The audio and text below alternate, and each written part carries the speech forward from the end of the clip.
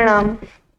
मध्यकालीन भारत के भक्ति आंदोलन को लेकर कई भ्रांतियां प्रचलित है और इन भ्रांतियों को प्रचलित करने का कारण यही है कि इन महापुरुषों के जीवन चरित्र को मुगलों के साथ मिलाकर मुगलों को अच्छा बताना।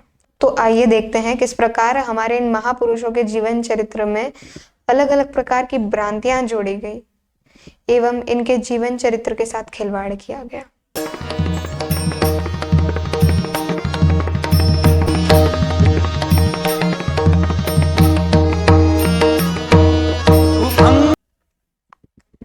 मध्यकालीन भारत में भक्ति आंदोलन हमें वसुधैव कुटुंबकम की भावना सिखाता है और इसका स्पष्ट उदाहरण आप यहीं से देख सकते हैं कि मीराबाई जो कि एक क्षत्राणी है, उनके गुरु स्वयं श्री रैदास जी महाराज है जो कि एक चमाड़ है। यद्यपि संत जन एवं भक्त यही कहते हैं कि जाति पाति पूछे नाही, जो हरि को भजे सो हरि का होई।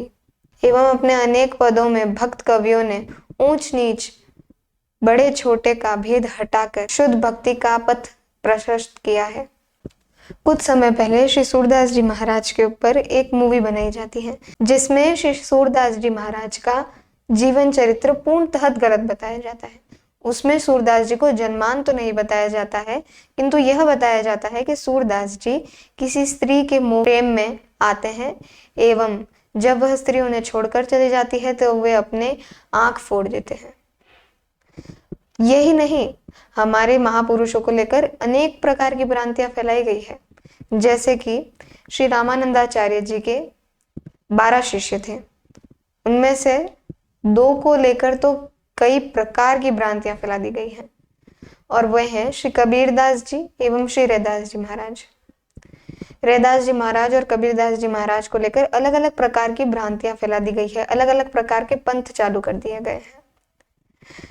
इन महापुरुषों के जीवन चरित्र में कई बार अकबर को जोड़ दिया जाता है, कई बार किसी मुगल को जोड़ दिया जाता है, जिससे यह बताया जा सके कि अकबर दूसरे मुगल शासकों से अच्छा था, जबकि यह स्पष्ट प्रमाण कहीं पर नहीं मिलता है कि अकबर भक्ति करता था या हिंदू भक्तों को देखता था तो प्रसन्न हो जाता था।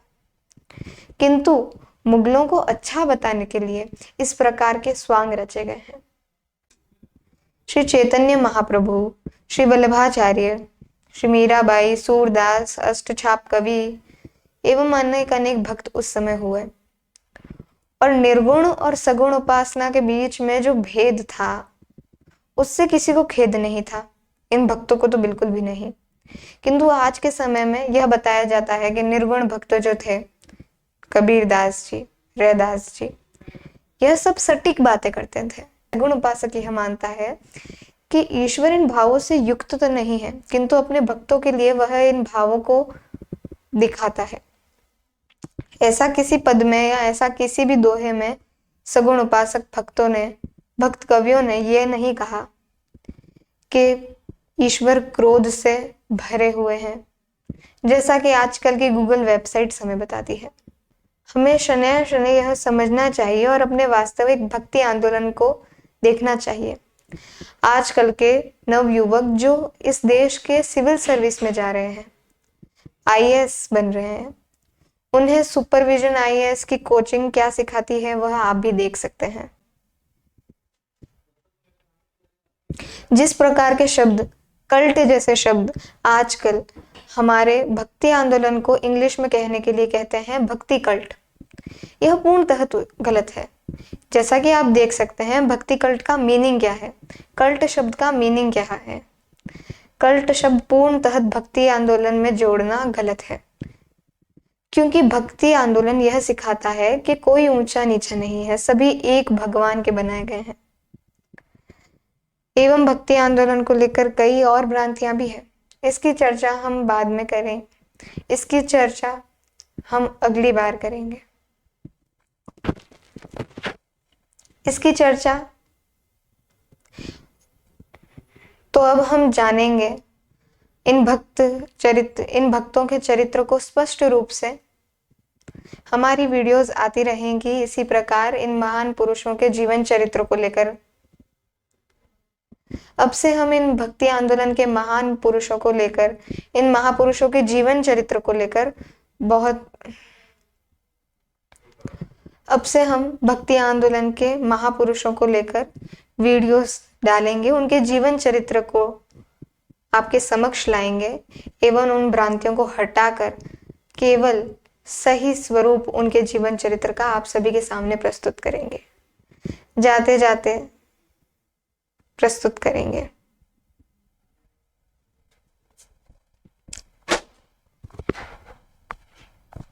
Briefly tell me, have you heard of bhakti cult? Purpose क्या था भक्ति कल्ट का? इक्वालिटी। एक्चुअली कुछ नहीं हुआ था, इस्लाम आ चुका था। इस्लाम था बहुत liberal, it was talking about equality, कोई कास्ट सिस्टम वगैरह था नहीं। भक्ति आंदोलन को लेकर समय की भी बहुत सारी विडंबना देखी जाती है। जो भक्त 200 साल पहले जन्म ले लिए हो, उनको बिना समय की धारणा को देखे उन्हें किसी मुगल चरित्र से जोड़ दिया जाता है कि इस मुगल से वे मिले थे, एवं अन्य अन्य चीजें बता दी जाती है। उनके जीवन चरित्र को किसी मुगल के साथ जोड़ दिया जाता है, यह बताने के लिए कि वह मुगल अच्छा था, इन भक्त की शरण में गया था। किंतु इसका कोई स्पष्ट प्रमाण हमें नहीं मिलता है कि यह मुगल सचमुच इनके दर्शन हेतु गया भी था कि नहीं। जितने भी मुगल शासक हुए हैं, उन्होंने अपने अपने जीवन की कहानियां लिखी है, अपने जीवन की चरित्र को लिखा है, अपने चेलों से दिखवाया है। उनमें तो इनका कोई स्पष्ट रूप से वर्णन नहीं मिलता है कि सत्य में वो किसी के पास गए भी थे, किसी भक्त के पास गए भी थे, किसी भक्त का संग किया भी था। यह केवल कुछ भ्रांतियां हैं जो कि मुगलों को अच्छा बताने के लिए है। हमें स्पष्ट रूप से जानना चाहिए एवं जानने की कोशिश करनी चाहिए कि यह किस प्रकार का छल हम खुद के साथ ही कर रहे हैं। ऐसी ही वीडियोस हम आपके समक्ष प्रस्तुत करते रहेंगे एवं सत्य को उजागर करने की पूर्णतः कोशिश करेंगे। जाते जाते आज फिर से एक मंदिर दर्शन।